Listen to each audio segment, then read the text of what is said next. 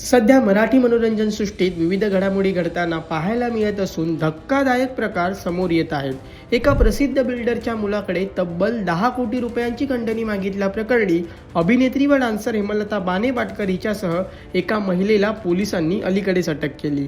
त्यानंतर तब्बल 5 कोटी रुपयांची फसवणूक केल्याप्रकरणी अभिनेता जय दुधाणेला पोलिसांनी मुंबई विमानतळावरून ताब्यात घेतलं. या दोन्ही घटनांमुळे मराठी मनोरंजन सृष्टीत एकच खळबळ उडाली असून सोशल मीडियावर उलटसुलट चर्चांना उधाण आलं आहे. ही दोन्ही प्रकरणं ताजी असताना पुन्हा एकदा प्रसिद्ध अभिनेता शशांक केतकर याने जुन्या प्रकरणाबाबतची नवीन अपडेट व्हिडिओ शेअर केला आहे.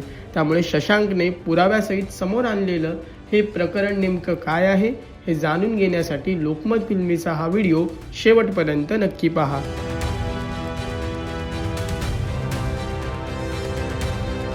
होणार असून मी या घरची, सुकांच्या सरींनी हेमन बावरे, मुरांबा आदी विविध मालिकांमधून घराघरात पोहोचलेला आणि अल्पावधीतच लोकप्रिय झालेला अभिनेता म्हणजे शशांक केतकर.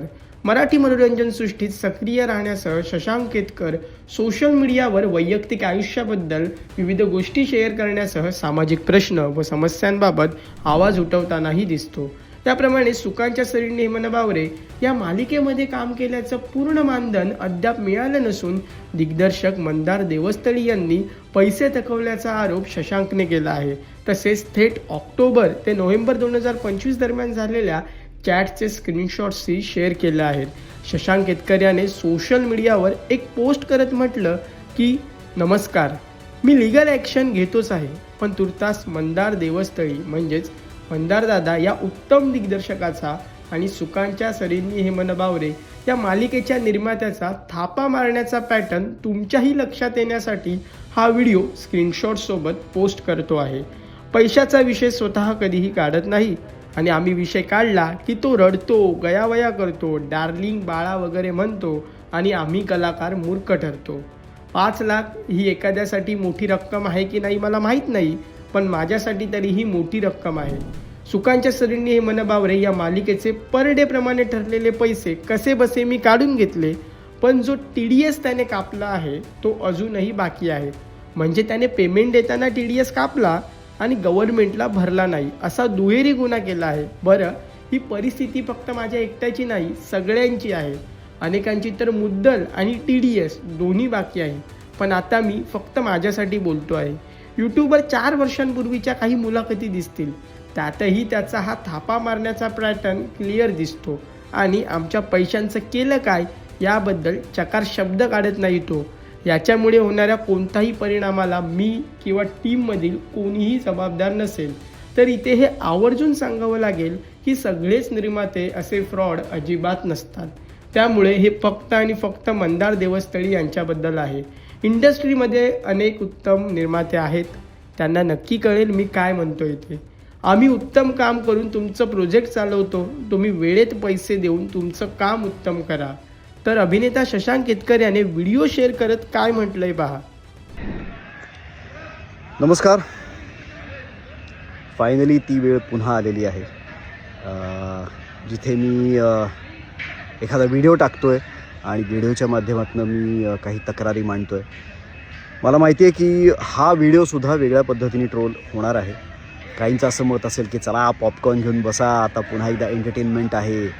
काहींचं असेल की अरे यार ह्याचं पुन्हा झालं सुरू, हा ना फालतू कंप्लेंट्सच करत असतो, ह्याचे एकट्याचे पैसे अडकतात, ह्यालाच इंडस्ट्रीत त्रास होत असतो. किंवा काहींचं मत असेल की भाई हा बोलतो हा शांत नाही बसत. किंवा काही जणांचं म्हणणं असेल की अरे यही इंडस्ट्री आहे, पैसे बुडवतातच निर्माते, एवढं काही सिरियसली घेतेस. वेगवेगळी मतं असतील, पण मी ह्या इंडस्ट्रीत आहे कारण हा माझा व्यवसाय आहे आणि मी माझ्या सर्व्हिसेस प्रोव्हाइड करतो. म्हणजेच मी वेळेवर येऊन काम करतो आणि फॉर्च्युनेटली तुम्हाला प्रेक्षकांच्या प्रेमामुळे आत्तापर्यंत प्रत्येक मालिका आणि त्यातलं काम हे तुम्ही उचलून धरलं. त्यात मी जी काल पोस्ट टाकली होती की ह्या माणसाने जर पैसे दिले नाहीत तर मी व्हिडिओ सकट सगळं सांगणार आहे.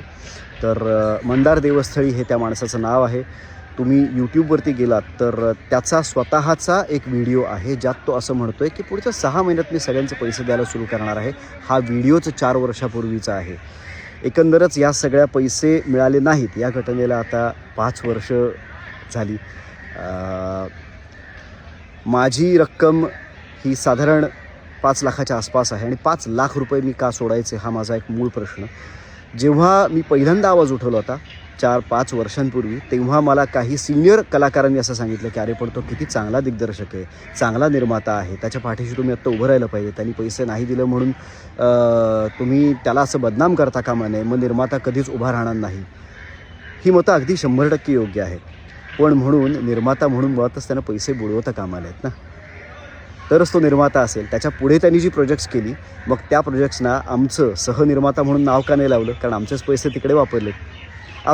कारण याच्या पुढचा जो व्हिडिओ असणार आहे त्याच्यात कारण आत्ता फक्त थोडी आचारसंहिता आणि म्युन्सिपाल्टीच्या सगळ्या इलेक्शन्स असल्यामुळे मी माझ्या ज्या पुण्याचे वकील आहेत त्यांचं वकिलाचं ते पत्र तो अर्ज आणि पोलीस कंप्लेन हे आत्ता मी कॅमेरासमोर दाखवत नाही, पण ते सुद्धा माझ्याकडे तयार आहे. तर आय रिअली होप की तो आता जी काही पुढची तारीख देईल त्या तारखेला तरी तो पैसे देईल आणि त्यांनी नाही दिले तर ती सगळी डॉक्युमेंट्सही मी पब्लिक करेन. ते पैसे त्यांनी कुठे वापरले माहीत नाही. कारण वाहिन्यांचे आमच्याकडे मेल्स आहेत ज्याच्यात त्यांचं क्लिअर म्हणणं आहे की वाहिनीकडून त्याला जे काही देणं होतं ते सगळे पैसे आम्ही दिलेले आहेत. मग वाहिनीने त्याला दिले पैसे, त्याच्यानंतर त्यांनी त्या पैशाचं केलं काय याचं तो उत्तर आज तागायत देऊ शकलेला नाही आहे, देत नाही आहे तो. काही ज्या तारखा मला आठवत आहेत त्या मध्ये त्यांनी कोणातरी भलत्याच माणसाकडून घेऊन मला एकदा 20,000 आणि एकदा 25,000 रुपये असे दिलेसुद्धा. त्याचेही मी स्क्रीनशॉट्स पाठवेन. तर 8 ऑक्टोबरला एस्टॅब्लिश झाला कॉन्टॅक्ट. मग त्यानंतर 28 ऑक्टोबरला एकदा मला आठवतं आहे. मग त्यानंतर 8 नोव्हेंबर झालं, मग 13 नोव्हेंबर झालं, मग 28 नोव्हेंबर झालं, मध्ये 24 नोव्हेंबरसुद्धा होती, मग 28 नोव्हेंबर होती. मग त्यानंतर डिसेंबरमधल्याही काही तारखा होत्या. मग मला आत्ता लेटेस्ट आठवतात ते 24-25 डिसेंबर होती, मग 31 डिसेंबर होती, मग 2 जानेवारी होती आणि आता फायनली आजची 5 जानेवारी ही तारीख त्यांनी दिली होती.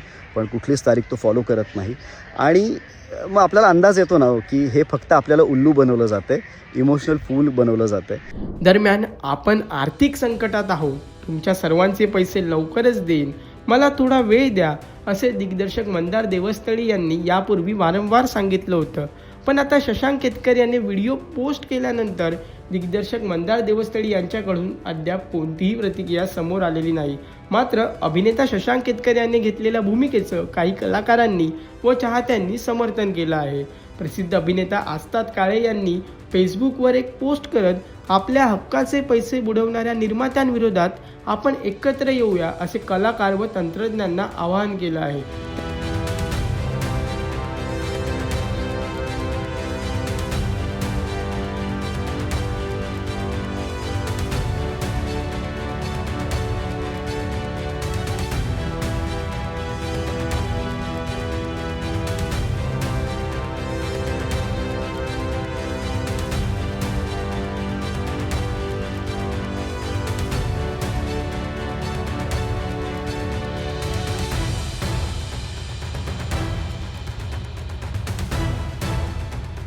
त्यामुळे हे संपूर्ण प्रकरण नेमकं कसं वळण घेतं हे पाहणं महत्त्वाचं ठरणार आहे. हा व्हिडिओ तुम्हाला कसा वाटला हे आम्हाला कमेंट करून नक्की कळवा आणि मनोरंजन क्षेत्रातील महत्त्वाच्या घडामोडी जाणून घेण्यासाठी लोकमत फिल्मीला सबस्क्राईब करायला विसरू नका. पाहत रहा लोकमत फिल्मी.